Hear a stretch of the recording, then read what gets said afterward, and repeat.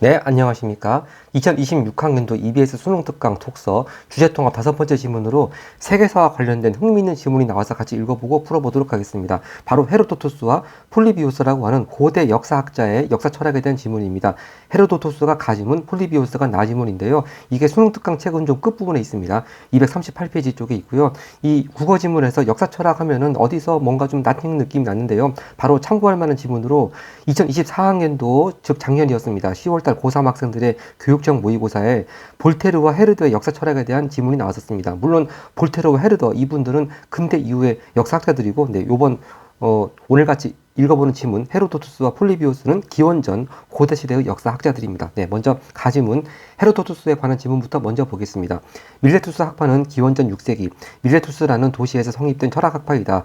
참고로 아마 밀레투스라는 도시는 고대 그리스에서의 도시국가 중에 하나인데요. 지리적으로는 지금 튀르키예의 아나톨리아 지방에 있는 도시라고 합니다. 이 학파의 대부분 학자는 인간 중심적인 사고를 바탕으로 일체의 사물들을 관찰 및 사고의 대상으로 생각하고, 여기 인간 중심적인 거, 여기서 이게 일단 첫 부분의 중요한 키워드가 되겠습니다. 인간의 입장에서 자연세계와 우주를 이해하려 했다. 이 학파의 이러한 태도는 인간의 이성을 바탕으로 회의와 비판, 합리적 사고를 발달시켰다. 마치 근대 이후의 계몽주의 사상을 연상하게 하네요. 네. 하여튼 드디어 헤로도투스 주인공이 나옵니다. 헤로도투스의 역사학은 이러한 밀레투스의 사상적 전통 위에서 성립되었다고 했습니다. 바로 그러니까 처음부터 이렇게 밀레투스 학파 얘기가 나온 게 바로 오늘의 주인공 헤로도투스의 근본은 이 밀레투스 학파에 있다. 그런 점을 강조하기 위해서였습니다. 참고로 이 헤로도투스라는 학자는요, 기원전 5세기에 활약을 했습니다. 이제 다음 문단에 나오듯이 역사라는 책을 썼고요. 그래서 역사의 아버지라는 또 그런 뭐랄까 아주 후대의 큰 존경을 받고 있습니다. 네. 자, 이제 본격적으로 헤로도투스의 역사 철학에 대한 전개가 다음 문단부터 시작이 되겠습니다.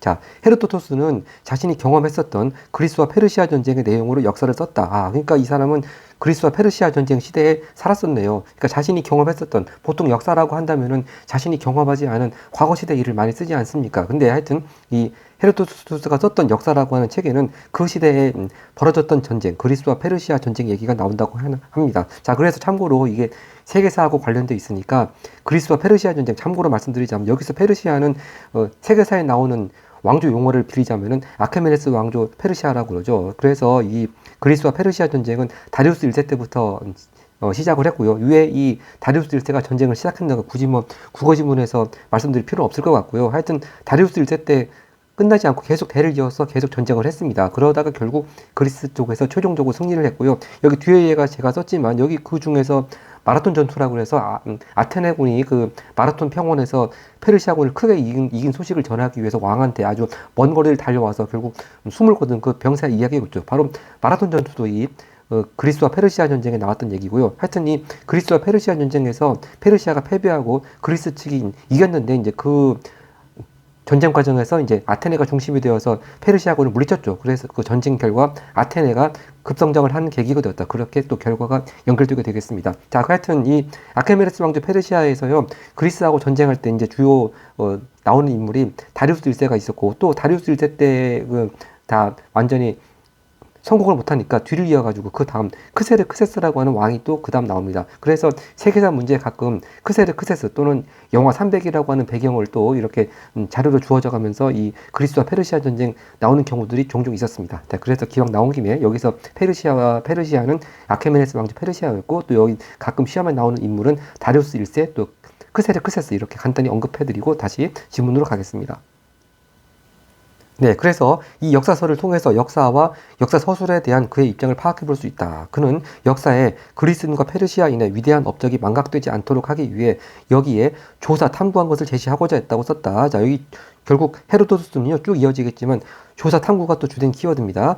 이는 역사 서술의 목적이 역사적 사건을 후세인들에게 보여줌으로써 교훈을 주라는 것이며, 교훈도 핵심입니다.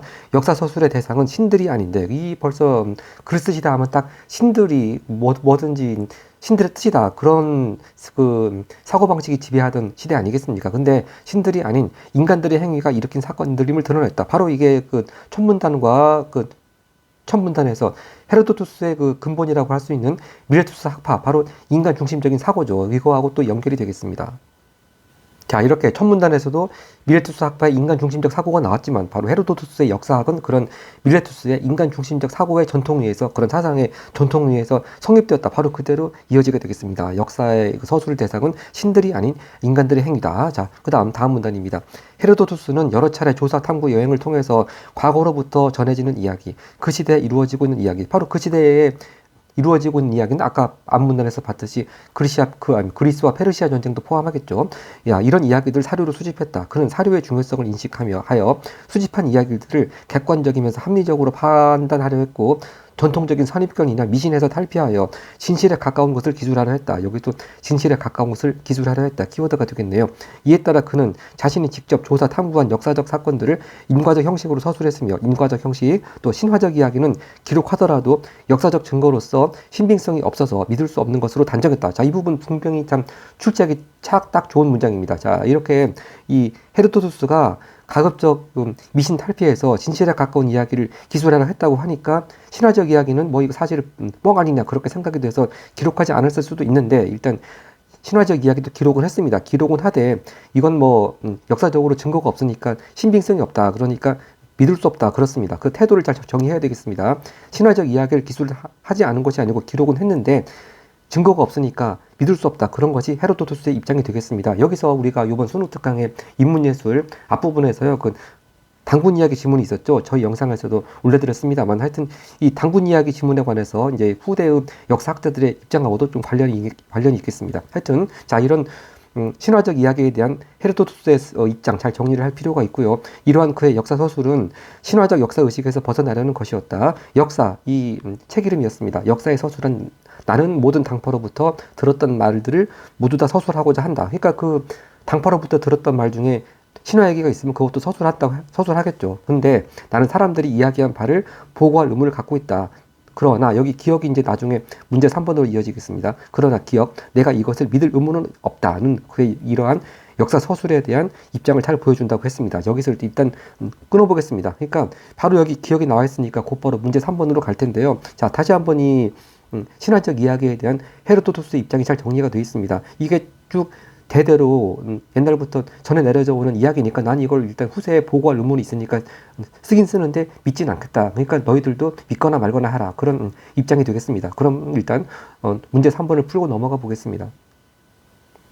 네, 문제 3번 먼저 봅니다. 기억에 대한 이해로 가장 적절한 것은 바로 기억이 내가 이것을 믿을 의무는 없다였습니다. 자, 첫 번째 선지 1번.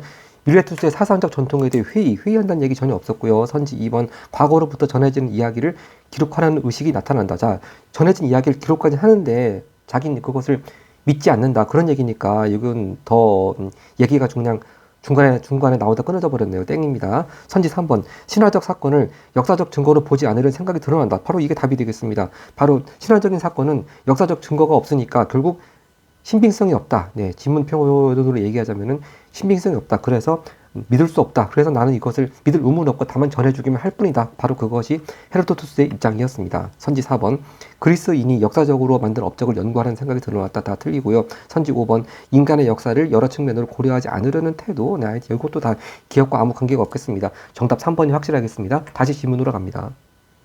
자, 일단 여기까지가 이 신화적 이야기에 대한 헤로도투스의 입장 정리가 됐고요. 이제 한 편부터 마무리하겠습니다. 한편 그는 조사 탐구 여행에서 여러 민족의 전통과 풍습, 법률과 종교는 물론 토지와 기후, 지리적 자연적 조건 등을 조사 탐구하였고, 조사 탐구한 내용들을 역사적 사건과 함께 기록했다. 즉 역사적 사건이 아닌 뭐 그 지역이나 그 민족의 여러 가지 문화에 대한 것도 같이 조사했다. 그렇게 이해하고 다음 문단 넘어가겠습니다. 이처럼 헤로도투스는 인간 역사의 여러 측면을 관찰하여 그것을 기록했다. 하지만 그의 역사학은 역사적 사건을 후세에 전하는 것으로 그 사명이 끝났다. 자, 바로 한계가 나오겠네요. 역사의 동인, 즉 역사가 어떤 원인에 의해서 움직이는가, 그런 역사의 동인을 인간의 이성적인 측면에서 밝혀내지 못하고 이전부터 내려오던 전통적인 관념, 자, 뭐겠습니까? 바로 신의 질투나 신탁으로 돌려버린 한계를 가지고 있었다. 자, 이게 동양식으로 얘기하자면은 모든 게 하늘의 뜻이다. 그렇게 그 헤로도투스도 생각했다는 것이겠죠. 네, 이렇게 헤로도투스가 역사의 동인을 그냥 신의 질투나 신탁으로 돌려버렸다. 바로 이걸 동양식으로 얘기하자면 모든 게 하늘의 뜻이다. 그렇게 이해가 되겠습니다. 근데 여기서 우리가 유의해야 될 점이 분명히 아까 첫 부분에 앞부분에요. 헤로도투스가 미레투스 학파의 영향을 받아서 이성적인 관점에서 파악하였다. 분명히 이성을 이렇게 헤로도투스하고 연결시켰는데 여기는 또 이성적인 측면에서 밝혀내지 못하고 한계할 때 또 이성이 또 나왔습니다. 그래서 이제 이 부분을 좀 유의해야 될 것 같아요. 무조건 헤로도토스에서 이성과 연결지었다고 해서 다 맞는 선지가 아니고 일단 기본적인 사고방식은 이성을 바탕으로 사고하는 것은 맞는데 역사의 동인 차원에서 보자면은 즉 역사를 움직이는 원인 차원에서 본다면 그것을 이성의 측면에서 밝혀내지 못했다. 그건 한계할 때 또 이성이 또 나옵니다. 그러니까 똑같은 이성이 나온다고 해서 잘 이걸 유의를 해서 나중에 선지로 나올 경우에 좀 대비를 해야 될 것 같습니다. 자, 그 다음에 이 헤로도투스에 대한 또 현대 학자의 또 평가가 나옵니다. 역사학자 콜링우드. 자, 콜링우드 이분은 고대 시대의 학자가 아니고 20세기 전반에 활약했던 학자라고 합니다. 콜링우드는 헤로도투스를 가리켜 조사 탐구라는 말과 역사학을 동일한 의미로 사용한 최초의 사람이므로 과학으로서의 역사학을 최초로 시작한 사람이라고 하였다. 바로 헤로도투스의 의의를 이렇게 정의했고요. 또한 그는 헤로도투스는 역사를 신화적이거나 신정사적인 것과는 달리 인문주의적인 것으로 대한 최초의 사람이라고 평가했다. 아까 그 신화적인 이야기 뭐 이런 거 일단 전달은 하되 자기는 믿지 않는다. 그런 입장과 다 연결되고 이해가 되겠습니다. 인문주의적인 것으로 대한 최초의 사람이다 평가했다. 그렇게 콜링우드의 평가까지 해서 마지막 문단 마치고요. 그래서 일단 가지문 가지고 뭐 쉽게 풀 수 있는 문제가 2번하고 4번에 있으니까 2번하고 4번을 풀고 나지문 보도록 하겠습니다. 문제 2번 갑니다. 네, 문제 2번은 가나를 통해 알 수 있는 내용으로 적절하지 않은 것은인데요. 내용일치 문제인데 일단 가를 가지고 풀 수 있는 선지만 풀어보도록 하겠습니다. 먼저 선지 1번입니다. 밀레투스 학파, 즉 바로 헤로도투스의 그 사상적인 근본이라고 할 수 있죠. 밀레투스 학파의 대부분의 학자는 자연세계를 인간의 입장에서 이해하려 했다. 그대로 맞겠습니다. 선지 2번 콜링우드, 아까 맨 끝문단에 있었습니다. 콜링우드는 헤로도투스를 과학과 역사를 학문적으로 이해한 사람으로 평가한다 했는데 이게 말을 여기 지문에 나와 있는 말들 교묘히 한 문장으로 엮어놨습니다. 근데 그 마지막 문단을 가면은 콜링우드가 평가한 내용, 그 문제를 문장을 정확히 읽어보면 이건 선지 2번이 적절하지 않다는 것을 알 수 있습니다. 제가 이 마지막 문단 콜링우드의 평가, 이 과학에게 나오고 역사에게 나온 거 제가 그대로 옮겨보도록 하겠습니다. 네, 이렇게 콜링우드는 헤로도투스를 이렇게 평가했습니다. 과학으로서의 역사학을 최초로 시작한 사람이다. 그러니까 이 말하고 이 선지에 나와 있는 과학과 역사를 학문적으로 이해한 사람, 이거 전혀 뜻이 다릅니다. 네, 그래서 일단 선지 2번이 지금 정답인데 혹시 선지 2번이 정답이라고 확신을 가지지 못할 경우는 계속 뭐 읽어보면 되겠습니다. 일단 선지 2번 지금 어미는 지문하고는 좀 의미가 다릅니다. 그래서 일단 2번을 정답 후보로 골라놓고 계속 보겠습니다. 선지 3번 헤로도토스는 그리스와 페르시아 전쟁과 관련된 이야기를 모으기 위해 여러 차례 여행을 했다. 이거 그대로 맞죠. 바로 조사 탐구 여행. 바로 키워드와 직결되겠습니다. 선지 4번 5번은 나와 관계되기 때문에 일단 나를 보고 풀어보도록 하겠습니다. 그 다음 문제 4번으로 가겠습니다. 이것도 폴리비오스는 나지문이니까 헤로도토스 가지문만 가지고 풀 수 있는 부분 적절하지 않은 거 골라보겠습니다. 선지 1번 헤로도토스는 지리적 지식을 역사서술에 활용했죠. 아까 그 단순히 사건뿐만 아니고 하여튼 지리 뭐 법률 어쩌고저쩌고 막 여러 가지 그 민족이나 그런 지역의 문화에 대한 거 다 서술에 활용했다고 했고요. 일단 1번에 헤로도투스는 맞습니다. 선지 2번 헤로도투스 인간 중심적인 입장에서 사료 이해했다. 당연히 맞죠. 바로 그 근원이 밀레투스 학파라고 했습니다. 일단 가까지는 맞고요. 선지 3번 헤로도투스는 이성을 중심으로 역사적 동의를 파악했다. 바로 이거 주의할 점 바로 그대로 문제로 나왔습니다. 이 인간 중심적 입장에서 역사를 파악하니까 일단 이성적인 사고를 한 것은 많은데 역사의 동인, 즉 역사가 어떤 원인에 의해서 움직이는가, 역사의 동인을 이성적으로 파악하지 못한 한계가 있다고 했습니다. 그래서 바로 선지 3번, 아까 우리가 그 이성 얘기 나왔을 때 요걸 주의해야 된다. 딱 파악했으면은 분명히 선지 3번 적절하지 않은 거 고를 수가 있겠습니다. 그래서 나중에 폴리비오스야 한번 어떨지 모르겠지만 벌써 3번 이 앞부분 헤로도투스 부분에서 이성을 중심으로 역사적 동의를 파악하지 못한 한계가 있기 때문에 그렇지 못한 것이 한계라고 했죠. 그래서 벌써 답 3번으로 나왔습니다. 네, 적절하지 않는 거 3번 확실히 골랐고요. 계속 보겠습니다. 선지 4번 헤로도투스는 합리적으로 확인한 역사적 사건을 인과적으로 서술했다. 이건 맞죠. 합리적인 사고방식 했고요. 또 인과적 서술했다. 아까 나왔습니다. 또 선지 5번 헤로도투스는 일단 가부분 맞고, 선지 5번 헤로도투스는 모두 자신이 살았던 시대에 벌어진 역사적 사건, 바로 그렇죠. 그리스와 페르시아 전쟁 얘기를 썼다고 했습니다. 그리스와 페르시아 전쟁, 자신이 살았던 시대에 벌어진 사건이었습니다. 자, 이렇게 해서 벌써 가만 가지고 답은 나왔습니다만 나지문 읽어보고 또 계속 풀어보도록 하겠습니다. 자, 이제 나지문으로 가겠습니다. 네, 나 지부는 아까 서두에 예고드린 대로 폴리비오스에 대한 역사 철학 입장입니다. 네, 역사에 대한 여러 입장 중에는 역사적 사건을 조사 탐구해서 그것을 서술하고 정리하는 입장, 바로 방금 전에 가에서 봤던 헤로도토스의 입장이죠. 조사 탐구, 서술 정리. 또 근데 이런 입장과 역사적 사건들 속에서 일관되고 있는 통일성을 발견하고 지속적인 원리를 인식한 입장이 있다. 특히 후자에 해당한 역사가로 폴리비오스가 있다. 제3자 포에니 전쟁 경험, 이것도 한참 옛날 이야기는 얘기네요. 자, 참고로 말씀드리자면은 이 제3차 포에니 전쟁은 일단 기본적으로 포에니 전쟁이 1차, 2차, 3차가 있었습니다. 바로 로마하고 또 카르타고, 바로 지중해 지역에 패권을 놓고 로마와 카르타고의 전쟁이었습니다. 이것이 BC 264년, 즉 기원전 3세기 중반부터 해서 BC 146년, 기원전 2세기 중반까지 거의 100년 정도 아주 긴 기간이었습니다. 그래서 1차, 2차, 3차가 있었는데요. 그럼 폴리비오스가 3차 포에니 전쟁 경험했으면 1차, 2차는 경험하지 않았냐? 경험하지 않았을 것 같습니다. 왜냐하면 이 폴리비오스가 살던 시대가 BC 200년에 태어나서 BC 118년에 죽은 사람이거든요. 그러니까 벌써 그 전에 이미 BC 264년에 1차 포에니 전쟁은 시작이 되었으니까 아마 폴리비오스가 왕성하게 활동할 때에는 3차 포에니 전쟁을 딱 경험했을 그 시기가 되겠습니다. 하여튼 이 포에니 전쟁 얘기가 로마하고 카르타고의 대결이니까 이 폴리비오스는 로마의 이 역사학자라고 하는 걸 금방 알 수가 있겠네요. 하여튼 이 2차 포에니 전쟁에서부터 제3차 포에니 전쟁을 포함한 로마의 역사에서 역사를 썼다. 히스토리, 아까 헤로도토스하고 책 이름은 똑같네요. 네. 이 역사서에는 역사서술의 목적과 역사서술에 대한 그의 입장이 잘 드러난다. 이 글 전개 구조는 가하고 거의 같습니다. 자, 폴리비오스는 역사에서 역사란 위험한 처지에 빠지지 않도록 하며 어떠한 위험한 사태에서라도 판단을 정확하게 하여 바른 견해를 갖게 해준다라고 했다. 이는 역사서술의 목적이 역사 이야기의 교훈적 요소를 담아 경고함으로써 후세를 위한 것이 있음을 밝힌 것이다. 자, 교훈적 요소, 경고, 후세를 위한 것, 바로 이것도 가지문 헤로도토스와 공통점이네요. 일단 이거 공통점은 체크하고 넘어갑니다.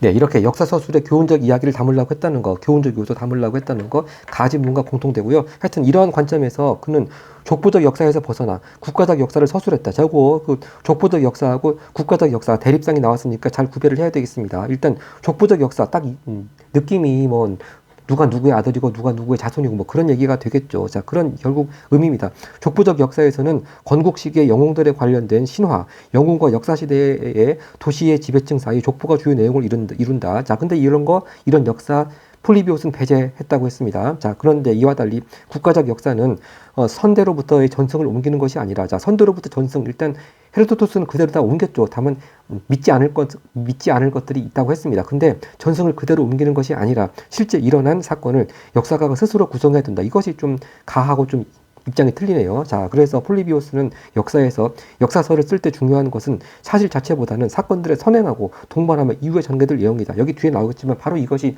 인과관계죠. 네, 선행, 동반, 이후에 전개될 내용. 왜냐하면 만약 왜 그리고 어떻게 행위가 이루어지고 그것의 논리적 귀결이 무엇인지 하는 점을 역사로부터 배제하면 남는 것은 단편적인 무운에 그칠 것이다 라고 했다. 자, 무운이라고 하는 거 아마 전쟁에서 공을 세운 그런 이야기일 겁니다. 여기서 참고로 배제하면 앞에 스몰 a가 붙어 있는데 이거 어휘 문제인데요. 어휘 문제는 굳이 저희 영상에서는 설명드리지 않겠습니다. 하여튼 이것이 이제 폴리비우스 입장입니다. 자, 이 내용에 따르면 그의 역사서술은 사건에 대해 간략히 다음 페이지 이어지겠습니다. 다음 페이지 가기 앞서서 제가 한 가지 말씀 빠뜨렸습니다. 역시 세계에서 관련된 내용인데요. 바로 포에니 전쟁이 이렇게 장기간에 걸쳐서 있었고요. 하여튼 포에니 전쟁의 결과, 결국 로마가 승리를 했죠. 그 결과 이제 로마가 지중해 전역에서 패권국이 되었다. 그렇게 또 결과가 이어지겠습니다. 네, 다음 주문 계속 이어집니다. 사건에 대해 간략히 서술하는 것, 역사적 사실을 열거하는 것에 그쳐서는 안 되는 것이었다. 그는 신화적, 전설적 이야기를 배제하며, 자, 이것이 일단 헤로도토스하고도 차이점이 있네요. 일단 가지문 아까 헤로도토스는 일단 신화적 전설적 이야기를 배제까지 하지 않았습니다. 일단 기록은 했습니다. 다만 믿지 않을 뿐이라는 것이었죠. 근데 이 폴리비오스는 아예 적지를 않았습니다. 배제했다는 얘기죠. 다 이런 거 배제하고 직접 목격하고 수집한 역사적 사건을 자신의 지리학 지식과 민속학 지식을 활용하여 검증함으로써 역사적 사건에 대한 정확한 인식을 기하려고 했다. 그는 이렇게 밝힌 역사적 사건을 인과관계로 서술했다. 여기서 인과의 얘기 나오니까 일단 이거 가지문하고 일단 좀 공통된 측면이 있습니다. 겹치는 측면이 있죠. 그렇지만 아까 헤로도토스는 문제도 나왔지만 물론 그렇죠. 이게 인과관계라고 하니까 일단 인과적 구성 요거는 이제 공통한 측면이 있는데 완전히 공통되지는 않습니다. 이제 혹시 그런 점이 문제를 나오면 잘 구별을 해야 되겠고요. 일단 인과관계로 서술했다고 하는 점은 헤로도토스와 공통된 측면이 있다. 요것만 일단 체크하고 넘어갑니다. 그 다음 문단입니다.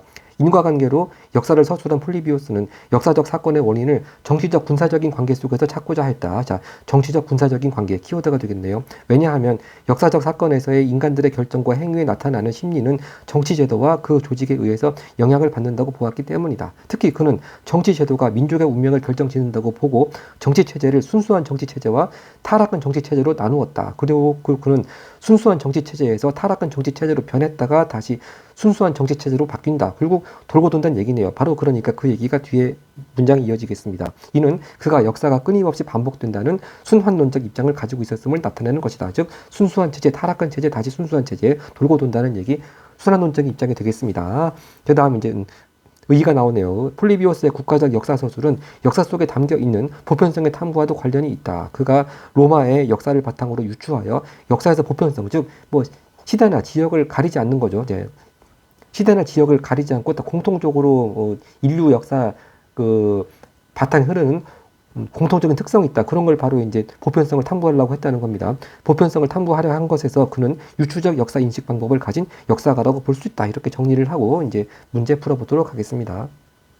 네, 문제 1번 가나에 대한 설명인데요. 바로 서술상 특징 글의 전개 방식 그런 문제인데 보통 시험에서는 가나에 대한 설명 이렇게 첫 문제가 나오면 가만 읽고 금방 풀 수 있는 선지 고르고 뭐 그렇게 나가면 편리한데 이 지문에서는 이 영상의 편의상 그냥 가나 다 읽어본 다음에 답을 고르기가 쉬워서 그냥 바로 지문 다 끝난 다음에 이렇게 문제 1번 풀어보도록 하겠습니다. 자, 이거 금방 답 찾기 쉽습니다. 이거 선지 3번이 답인데요. 가와나 모두 특정 역사가 관점, 즉 가는 헤로도투스 그리고 나는 바로 폴리비우스 이런 특정 역사가 관점에서 역사에 대해 서로 다른 두 입장이 보이는 두 입장의 차이점이 서술하고 있죠. 가장 두드러진 차이점이 바로 신화적 전설적 이야기를 어떻게 취급할 것인가 차이점이 있습니다. 차이점 예를 들자면은 네, 신화적, 전설적 이야기. 네, 일단 헤로도투스는 일단 적긴 적대 믿지 않는다. 근데 폴리비오스는 아예 배제를 했습니다. 바로 차이점 그대로 있으니까 선지 3번 답을 쉽게 고를 수 있습니다. 굳이 뭐 나머지 선지들은 이 영상에서 볼 필요가 없다고 생각이 돼서 넘어가고 다음 문제 아까 2번 이제 2번에서 가만 가지고 먼저 풀었죠. 계속 문제 2번으로 가도록 하겠습니다. 문제 2번 아까 가만 가지고 풀어봤을 때 선지 2번이 정답 같으면서도 아직 확실하지 않은 측면이 있다고 했으니까 계속 보겠습니다. 자, 이 나를 가지고 풀 수 있는 게 선지 4번부터 시작됩니다. 자, 족보적 역사에는 실제로 일어나지 않았던 사건들도 기록될 수 있었다. 바로 이제 폴리비우스는 족보적 역사하고 뭐를 대비시켰습니다. 족보적 역사가 아니고 헤로도투스는 국가적 역사를 중시했는데 하여튼 족보적 역사에 해당되는 내용으로는 어떤 게 있다고 했습니까? 즉, 그 건국 신화, 건국 영웅들의 신화적인 이야기, 그런 것들이 족보적 역사에 해당된다고 했습니다. 자, 그러니까 일단 족보적 역사에는 실제로 일어나지 않았던 사건, 예를 들자면은 건국 영웅들의 신화들, 건국 영웅들의 신화, 이런 것들이 기록될 수가 있었습니다. 그렇지만 폴리비우스는 그런 거를 기록하지 않으려고 했다. 배제하려 했다. 자, 그 차이점 잘 구별해야 되겠습니다. 하여튼 이 4번은 폴리비우스의 입장을 묻는 것이 아니고 폴리비우스가 그 개념 정의한 족보적 역사에 대한 개념의 한정에서 묻는 문제이기 때문에 이거 선지 4번 맞습니다. 네. 그래서 기록될 수 있었다. 이 족보적 역사에는 기록될 수 있었는데 폴리비우스는 이런 거 기록하지 않았다. 그런 개념이니까 잘 구별을 해서 선지 4번 적절한 것으로 골라야 되겠습니다. 선지 5번 폴리비우스는 국가의 역사나 역사적 사건에서 일관되고 통일성을 파악하라고 했다. 바로 이 나지문 첫 번째 문단 그대로 나와 있었습니다. 그러니까 1, 2, 4, 5번 답 될 수 있는 것이 없고 그렇죠. 1, 3, 4, 5번 답 될 수 있는 거 없고 답은 선지 2번이 확실하겠습니다. 그래서 이 콜딩 우드가 평가한 헤로도투스에 대한 그 평가 입장은 바로 과학으로서의 역사학을 최초로 시작한 사람이라고 했지 과학과 역사를 학문적으로 이해한 사람이라고 평가한 것은 아닙니다. 선지 2번 답이고요. 그 다음 선지 4번 갑니다. 문제 4번 갑니다. 문제 4번은요, 적절하지 않은 것을 고르는 것인데, 아까 일단 가만 가지고 벌써 선지 3번을 답으로 파악했습니다. 나머지 가볍게 보도록 하겠습니다. 네, 선지 1번, 폴리비우스, 일단 지리적 지식을 역사서술에 활용한 거 맞죠? 다음 선지 2번, 폴리비우스도 역시 인간 중심적 입장에서 사료를 이해한 거 이것도 맞고요. 선지 4번으로 갑니다. 폴리비우스는 합리적으로 확인한 역사적 사건을 인과적으로 서술하였다. 이것도 그대로 맞겠습니다. 아까 인과식 서술, 인과식 구성, 그 다음 선지 5번 폴리비우스 자신이 살았던 시대에 벌어진 역사적 사건도 역사적 서술 대상 삼았다. 바로 폴리비우스 같은 경우에는 로마와 카르타고의 전쟁, 포에니 전쟁, 네, 포에니 전쟁을 서술 대상으로 삼았다고 했죠. 네. 자, 그러니까 5번으로 맞겠습니다. 선지 3번 답으로 확정을 짓고 이제 보기 문제가 있는 문제 5번으로 가겠습니다. 문제 5번 보기는요, 또 한국사와 관련을 지었습니다. 일단 윗글을 바탕으로 보기에 대한 반응한 내용으로 적절하지 않은 것인데요. 바로 고려시대 얘기, 삼국사기, 삼국유사, 동명왕편, 제왕운기 이렇게 우리가 한국사에서 친숙한 역사책 이름들이 나와 있습니다. 네, 읽어보겠습니다. 자, 선생님 말씀입니다. 고려시대에 편찬된 역사서에 대해 설명하겠습니다. 삼국사기, 자, 바로 김부식이 지었죠. 유교적 합리주의 사관에 따라 사실적으로 역사적 사건을 기록했으며 이성적으로 설명하기 어려운 불가사의한 존재나 현상인 교유적 난신자, 한자 보면 충분히 이해가 됩니다. 사람이 알아서 태어난다거나 그런 거 있죠. 이런 불가사의한 존재 그리고 이성적으로 설명하기 어려운 거 제외했습니다. 그러니까 유교적 합리주의 사관이죠. 또한 사론, 이 논자는 평론할 때 논자입니다. 그래서 사론을 써서 역사적 사건을 통해 유교적 윤리와 교훈을 얻도록 했습니다. 여기까지 잠깐 참고로 말씀드리자면 이 삼국사기가요. 작년 수능특강 독서, 즉 2025학년도 수능특강 독서에 인문예술 첫 번째 지문으로 김부식의 삼국사기 편찬에 대한 지문이 나왔습니다. 바로 그때도 이 교력난신, 신비한 이야기 이런 것들에 대한 김부식의 입장, 또 다른 역사책의 입장 같은 거 나왔었고 저희 영상에서 1년 전에 이거 올려드린 거 아직 삭제하지 않고 있고 하니까 같이 또 참고로 보시면 재밌겠습니다. 자, 그 다음에 이제 이와는 달리니까 교력난신을 썼다는 얘기겠죠. 동명왕편은 이규보가 지은 것이고 삼국유사는 이런 스님이 지은 것인데 하여튼 동명왕편과 삼국유사의 내용에는 교력난신이 반영되어 있습니다. 이규보 바로 동명왕편 지은 사람이고요. 이 동명왕 이야기가 거룩하고 근원적인 이야기이기 때문에 즉 고구려 처음 세운 시조기 때문에 알아서 태어나고 그런 것도 다 거룩한 이야기로 의미가 있다고 생각했다는 겁니다. 그래서 거룩하고 근원적인 이야기이기 때문에 난신을 기록했습니다. 이래는 나라를 세우고 대업을 이룬 왕의 탄생은 모두 신이한 일이기 때문에 역시 고구려 주몽이 아래서 나오고 신라 박혁거세도 아래서 나오고 이런 것들 모두 왕의 탄생은 신이한 일이기 때문에 교력난신으로 볼 수 없다는 이유로 교력난신을 기록했다. 이게 좀 말이 좀 꼬이는 것 같은데 즉 객관적으로 봤을 때는 교력난신에 해당되는 일들을 이렇게 사람이 알아서 태어나고 하는 거 이런 것들을 왕의 탄생은 신이한 일이기 때문에 이런 스님은 교력난신으로 파악하지 않았다는 것이죠. 자, 이걸 잘 구별해야 되겠습니다. 자, 이 교력난신 같은 이야기가 객관적으로 봤을 때는 교력난신인데 이런 스님은 이것을 교력난신으로 볼 수 없다, 파악하지 않았다고 하면서 이 이야기를 기록했다고 했습니다. 그렇기 때문에 단군 이야기도 기록이 되어 있는 것이겠죠. 자, 한편 이승유, 앞전 저희가 단군 이야기 영상 올려드리면서 한능검 시험과 관련돼서 또 이승우의 제왕무기가 나온 한능검 시험 문제도 참고로 보여드렸습니다만 하여튼 이승유입니다. 이승유는 상고시대부터 고려시대까지의 역사적 지식을 요점을 간추려 시 형식으로 전달함으로써 신하와 왕에게 권계와 즉 교훈적인 내용이죠. 권계와 통치의 학습이 되는 것을 목적으로 제왕문기를 편찬했다. 그래서 역시 제왕문기도 삼국에서와의 공통점은 잘 나오는 것이 단군 이야기가 수록되어 있다고 했습니다. 하여튼 이 보기 바탕으로 해서 한번 선지 적절하지 않은 거 골라보겠습니다. 선지 1번입니다. 김부식이 유교적 합리주의 사관에 따라 사실적으로 역사적 사건을 기록한 것은 교력난신을 제외 맞죠? 제외했다는 점에서 헤로도투스와 폴리비우스와 같이 역사를 신정사적인 것으로 보지 않으려는 역사 인식을 볼 수 있겠다. 이것도 맞습니다. 자, 여기서 우리 유의해야 할 점, 이 헤로도투스 같은 경우도 역시 근데 헤로도투스는 이런 교력난신 같은 이런 이야기 일단 쓰긴 썼죠. 다만 믿지 않을 뿐이라고 했습니다. 하여튼 그래도 기본적인 입장은 역사를 신정사적인 이야기로 보지 않으려는 역사 인식이 일단 깔려 있다고 했습니다. 자, 이걸 잘 주의하면 선지 1번 맞다고 충분히 알 수가 있고요. 선지 2번입니다. 김부식이 사론, 즉 역사에 대한 평론을 쓴 것은 유교적 윤리와 교훈을 얻도록 했다는 점에서 폴리비오스와 같이 역사 이야기에 교훈적 요소를 담은 것으로 볼 수 있거든요. 이것도 맞고요. 폴리비오스뿐만 아니고 헤로도투스 역시, 즉 가지문 역시 그냥 가만 쓰겠습니다. 가지문 역시 역사 이야기의 교훈적 요소를 담은 것으로 볼 수 있다. 다 공통적인 얘기가 되겠습니다. 선지 3번. 이규보가 동명왕 이야기를 기록한 것은 이규보가 동명왕 이야기를 거룩하고 근원적인 이야기, 즉 거룩하고 근원적인 이야기로 생각했다는 점에서 헤로도투스와 같이 진실에 가까운 것을 기술하라고 한 의도로 볼 수 있겠군. 자, 이것이 말을 딱 자르면 앞에도 맞고 뒤에도 맞는데 이게 연결이 안 되는 것이죠. 즉 이규보가 동명왕 이야기, 교력난신 같은 이야기이긴 하지만 그래도 한나라의 왕이니까 한나라를 처음 세운 왕이니까 거룩하고 근원적인 이야기도 생각해서 실었는데 자, 여기까지 맞고 또 요것만 끊으면은 헤로도스도 역시 진실에 가까운 곳을 기술하라고 한 것은 맞죠. 근데 이런 왕이 아래서 태어나고 이런 교력난신 이야기는 진실에 가까운 이야기가 아니죠. 네, 이게 틀렸습니다. 그러니까 헤로도투스가 진실에 가까운 것을 기술하라 한 것은 맞는데 이규보가 동명왕 이야기를 기록한 것은 진실에 가까운 이야기가 아니죠. 그러니까 헤로도투스의 입장을 아까 지문 용어로 빌리자면은 바로 이렇게 신화적 이야기에 해당이 되겠습니다. 이 신화적 이야기 또는 뭐 미신의 바탕을 둔 이야기 이런 거하고 진실에 가까운 것은 엄연히 다릅니다. 엄연히 이거 헤로도투스가 구별했습니다. 자, 그래서 바로 이런 선지들, 즉 딱 가운데 끊어서 보면은 앞하고 뒤는 그 자체적으로 맞는데 연결이 안 됩니다. 이렇게 해서 오답선지를 만들어냈습니다. 네. 이 동명 이야기는 진실에 가까운 것이 아닙니다. 네. 그 다음 선지 4번입니다. 이련이 건국과 대업을 이룬 왕의 신이한 탄생 이야기를 기록한 것은 삼국유사의 내용에 괴력난신이 반영되어 있다는 점에서 폴리비오스의 관점에서는 삼국유사가 국가적 역사가 아닌 보여주고 그렇습니다. 바로 삼국유사가 아니 폴리비오스 관점에서는 이런 이야기를 어떤 역사라고 봤습니까? 바로 족보적 역사라고 본 것이죠. 네. 건국 영웅들의 신화 같은 이야기, 족보적 역사라고 보고 배제했다고 했습니다. 네.